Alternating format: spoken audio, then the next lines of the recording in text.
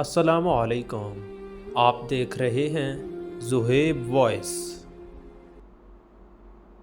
گفتگو ہم سے اور خیالوں میں کوئی اور، حال آپ کا بھی میری نمازوں جیسا ہے۔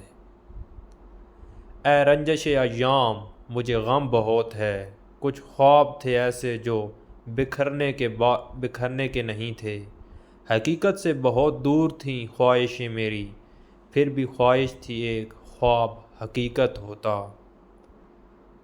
جن کے دل نرم ہوتے ہیں زندگی ان کے ساتھ اتنا ہی سختی سے پیش آتی ہے۔ مخلص لوگ روٹھ جائیں تو منا لیا کرو، مطلبی لوگ چھوڑ جائیں تو رب کا شکر ادا کیا کرو۔ آئے تو یوں کہ جیسے ہمیشہ تھے مہربان، بھولے تو یوں کہ گویا کبھی آشنا ہی نہ تھے۔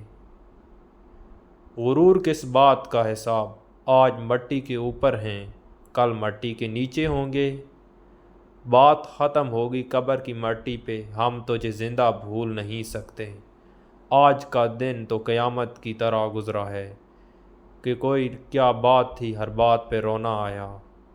تم میری اذیت کی وہ حد ہو جسے میں سوچ کے رو پڑتا ہوں۔ وہ جو تہمت لگاتے ہیں مجھ پر میرے صبر کی مار کھائیں گے۔